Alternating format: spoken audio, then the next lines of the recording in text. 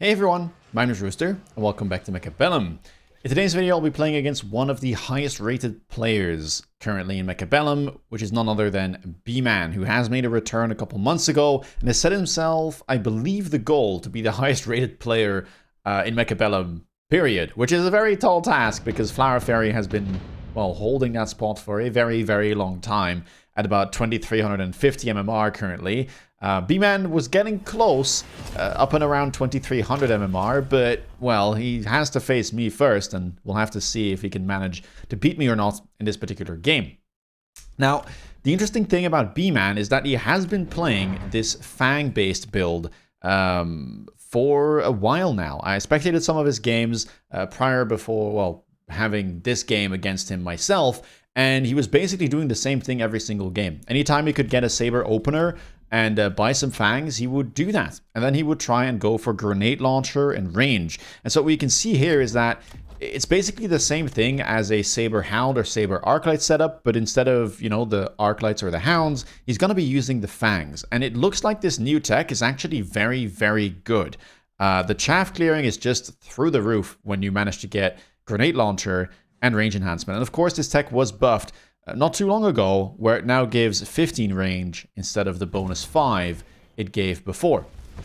As for myself, I was a quick supply specialist here with Sledgehammers and Marksman, and I did kind of expect him to set up on the right side, so that's where I put all of my units. And I decided to go for double Hound here on round 1. The reason is because I wanted to play some Mountain. But don't be too worried. This game is again a very different kind of flowchart than some of the other games I recently posted, and I've been having some fun, honestly, playing Mountain. I'm not the biggest fan of Titans, but it has given me at least some variety, and the games that originate from me forcing Mountain always seem to end up in some craziness, and this one is no different. So yeah, round 1 here, looks like I might end up losing. There are just a few too many Fangs in the way, which is kind of surprising that I wasn't able to chaff clear there with double Hound and double Sledge, but really did seem to be that way. Now, I did sell my building on round 1, very important when I'm going for this Mountain line, because it allows me to easily get Incendiary Hounds on round 2 and still be able to, you know, buy whatever I need, like in this case, the Wasp from the unit drop. So I decided to go for the Wasp, and then I buy 2 more Hounds, and I'm going to click Incendiary Bomb. One of them all the way up on the line. That way it kind of guarantees the first salvo will well, hit the front chaff, and I will be splitting it between these 2 sabers to try and make sure the crawlers behind get burnt. Opponent also goes for a Wasp, since he is, well, gearing up to click Grenade Launcher, and when you click Grenade Launcher, your Fangs no longer hit air, and in fact here it already is on round 2. So both of us going for a chaff clear tech. I should be the one winning here, since I'm putting fire on the ground, and Fangs don't exactly like that, but we'll have to see how that plays out. I also add a Hound on the left here with a Wasp on top of things. There is a Fang on my flank, but it has the Grenade Launcher tech, and it has to spawn in. Either way, it won't be able to beat this Wasp. It looks like I do have an adequate defense against this aggressive play from B-Man. I managed to clear all of the crawlers, that way the sabers are immediately opened up. I kept my anti-armor cannon in this case, and it will do a good job of helping to clear that saber tooth that we immediately managed to lock onto. And we should have enough here to be able to take down the Wasps that were added. So even though we lost the first round, we do win the second. And now round number 3, we're going to be looking to at least keep 300 resources or so in the bank to be able to easily afford that Mountain on round 4. Generally, I just think Mountain has a good matchup into almost any boards you will face. You can pretty safely just force it. That's why I've been doing it, and I've been climbing quite steadily ever since doing so. The only thing I guess it might struggle against is if your opponent just heavily invests in air early. Mountain can kill air units pretty effectively, but it's just a bit awkward to get there, right? Like, you'd have to buy the Mountain, and then the next turn buy AA. There are often better lines than that. But apart from that, it does tend to do well into pretty much anything. Round number 3, we do have some spells. I decided to pick up the Incendiary Bomb to buy myself some time. And I didn't think he would shield here. You do get Missile Interception on the Sabers, which is, I think, the best and most common answer into Hounds with Incendiary Bomb. And then we have a left side attack from B-Man, who decided to go for the heavy armor. Nasty item on round 3 when he has a Sabertooth level. That is very, very tanky. 55,000 hit points, but thankfully we will have that mountain next round. And as you can see, I am holding 100 resources in the bank. Hound on the line here as well, because this one was kind of getting split up by the flank, so I wanted to guarantee that that crawler would go down. And the thing is, if your opponent has anything on the line, it's actually very difficult to intercept incendiary bomb hounds. It's quite easy to do with this tech if there's nothing in front of the sabers, but if there is, often at least 1 or 2 missiles will end up landing. Marksmen are locked on. Seems like I will end up winning. I'm kind of supposed to because my fire landed, but that's a very good thing for me considering I'm, you know, not spending 300 resources this round. So a very good early game. 2,600 hit points remaining for B-Man. And, well, now we can start doing the mountain craziness. Round number 4, there is a mobile beacon here available, which is a cheap mobile beacon. I might need to pick that. Although, if I don't pick it, or if I do pick it, I won't quite have enough to buy a mountain. But I guess I could always sell something. In this case, the anti-armor cannon could be sold. I would be missing out on a deployment, but I think that's kind of all right. Yeah, do pick up that mobile beacon there, as it is cheaper than the one on the tower. And I was planning to do maybe some shenanigans in this game.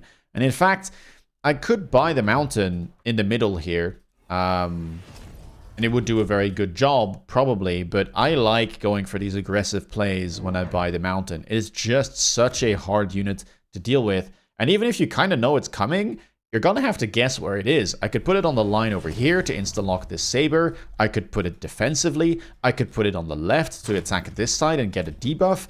It's very hard to guess, and there aren't many units that are going to be able to dispatch of this very rapidly. Now, my opponent does have Rhino Specialist, and the Rhino gets beaconed into my tower here, which is not that well defended. It's one of the few diagonals, I guess the only diagonal right now, that is vulnerable. Thankfully, I do have some hounds and a marksman in the way, and maybe they can do something here. Perhaps even the mountain can turn, although we'll have to see. It is kind of busy right now, but it does end up turning. Wait, that is crazy.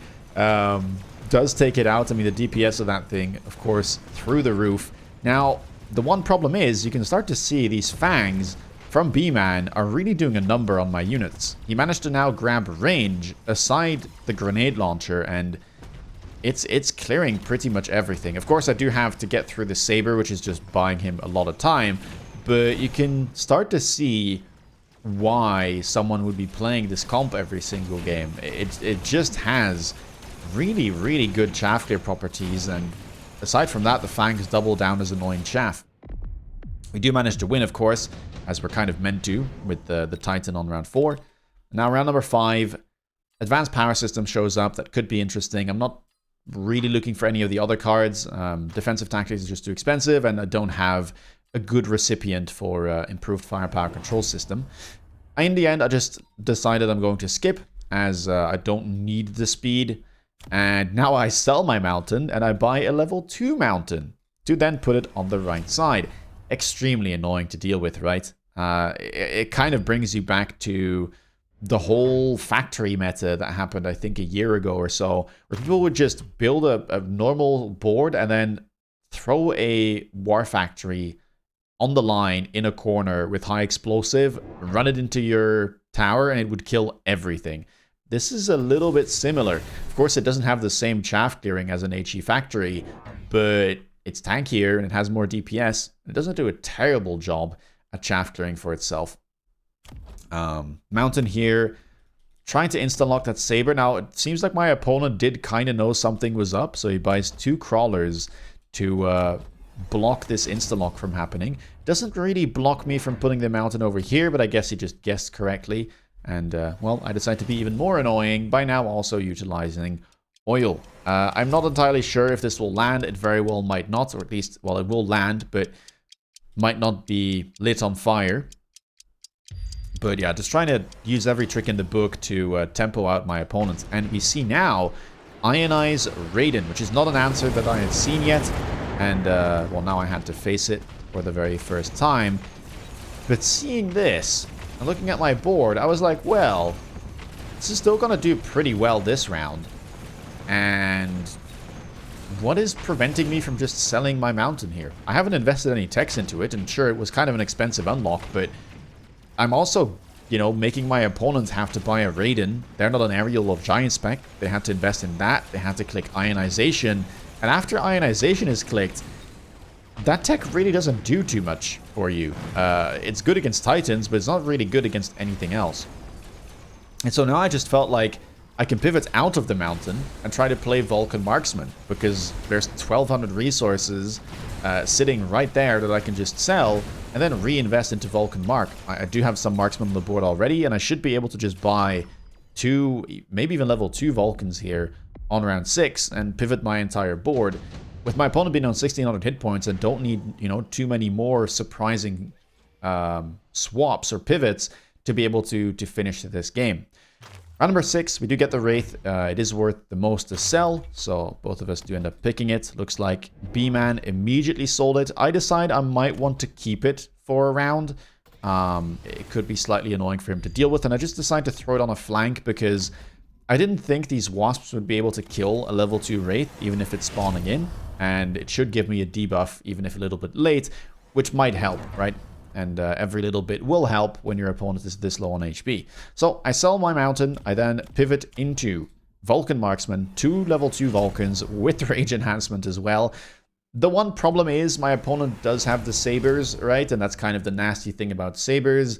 They are very good into almost any ground-based unit, including most of the ground-based Titans this early on. But level 2 Vulcan, I felt like should do decently into this. The one problem is I might get or lock on to the enemy Sabers. That wouldn't be ideal. The level 1s are not too much of a problem, but this level 2 might be a bit too tanky, so perhaps I'll have to click Ignite at some point. And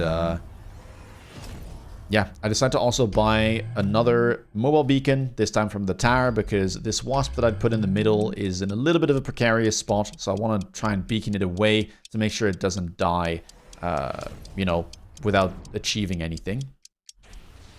Let's see. I'm also deciding to loan in temp range because I felt like, you know, I could close this game out in 2 rounds, and if you feel like you can close it out in 2 rounds, you should probably loan. AA Marksman also has been picked up now, and you can see it does a pretty good job at getting rid of the enemy Raidens. And that's a lot of enemy resources now, basically immediately in the bin. Now, the one thing I was scared of does end up happening, where my Vulcan gets stuck on that Saber. But thankfully, we do get the debuff with the Wraith play, and it's a very successful round. Nearly even lethal, I believe, on round number 6. And now I just have to find the one winning play to close this out. But yeah, you can kind of see, right, how annoying that mountain is to deal with. It often forces very committal plays from your opponents, right? They have to ionize Raiden or buy an Abyss or buy a Melting Point. And Mountain itself has a lot of tools to deal with that. AA to deal with an Abyss, Extended Range Mountain to deal with Melting Points, or you can sometimes just pivot out and play something completely different because there's a lot of resources in that one unit that you can just retrieve with the sell button whenever you want. Round number 7, I also get my fire back. There is a Wasp Swarm that I decide to pick up. Redeploy could have been interesting to try and, you know, get something done over here. My idea here was to try and perhaps burn all of these Mustangs and Fangs so I could get in. I think the Wasp probably should have been more in the corner though, because now I'm spawning it very close to the Mustang, which might not be ideal. But yeah, I probably should have just gone for something like maybe even a redeploy, not sure. I do like the Wasp. It's a tough one. You could redeploy the Wraith, move it over here, put it behind the Crawler, and then kind of achieve the same thing. But the Wasp spawns in instantly, so I thought maybe I could get a quicker debuff. I decided to go for a Sledgehammer play here. Sledgehammers with regen, as it should be pretty good into most of his board. Ionized Raiden is not great into these type of tanky Sledgehammers. Takes a really long time to get through, and neither are the Sabers. Sabers now have range. I decided to ignite my Vulcans, and yeah, both of us loaning temp range. And let's see if we can get another cheeky debuff there. Raidens are being kept, which is a little bit of a surprise. Wasn't expecting that. I think maybe one of them should have been sold here, but it's tricky because the thing is the mountain can always, you know, pop back up at some point too. Marksmen do lock on very early, and it's really not about the Raidens here, but the Sabers do have a lot of value, and it looks like my Wasp play didn't really work out. I think a couple of them survived, but the Marksman ended up turning and took them out, so no debuff for me. That means this right side is crumbling right now. Sabertooth's even managing to grab a level, perhaps going to be level 3. And at 150 range, they do have the same range as my Vulcans. So even though I do have that Ignite, with 16 seconds thereabouts to kill this unit, it does take a really long time to get rid of that Sabertooth, and it buys him just enough to be able to survive and make it to round 8 with now unit reinforcements being dropped. Wasn't looking for anything here necessarily. The Typhoon sells for the most, but it does sell across 2 rounds. I felt like I was okay with that though, because I have this Crawler over here, and I could just put a Typhoon behind to try and annoy some of his units a little bit and perhaps make a play happen on this left side. For my opponent, Fortress could be a play. Void Eye with EMP armor maybe could be a play as well. He decides to go for the Fortress, and I decide to go for the Typhoon. I sell one of them, the other one goes on this top left flank, as I mentioned. And now, I thought to myself, maybe I can get away with a Link Sledge play or a Vulcan play. I was kind of on the fence between these two ideas. Of course, I could just buy more Vulcans, but I wouldn't have had the money to also grab more Marksmen with Best Partner. So perhaps I should have just bought them at level 1 and then gone for Marksman. That could have been a better play. Alternatively, I thought Link Sledge at level 2 is extremely tanky with field maintenance. Like, it is ridiculous how tanky it is. And if I can keep the Link together, then I can probably just gut shot doing that. And so that's what I decide to go for here. A little bit of a Hail Mary play, I guess. Can be risky if my opponent ends up winning, but it's a cool looking play. And, I mean, that's enough for me to try it out. Now, I do kind of run out of time here, though, because what I need to do is beacon. And I did intend to do so, but I have to hastily buy a shield, click some buttons, and I don't keep the link together. And the thing is, this play is a lot stronger if these two packs or links of sledges remain together. And now you can see that on the left, this pack is kind of struggling. In fact, this pack is not even linked to that one. So yeah, I have a really kind of, split army here, and it's not working out quite as I'd hoped. The right side is doing decent, but the left side is under a lot of pressure, and that level 2 Fortress with the barrier tech equipped gets to my tower, grabs a debuff, and I haven't even managed to get rid of that Raiden yet. Now, do note that Raiden with Ionize does not do anything against Link Sledge. Link Sledge, all it does is spread any damage taken across all of the sledges that are within the link. And there are some effects in this game that do not count as damage. So Ignite works that way.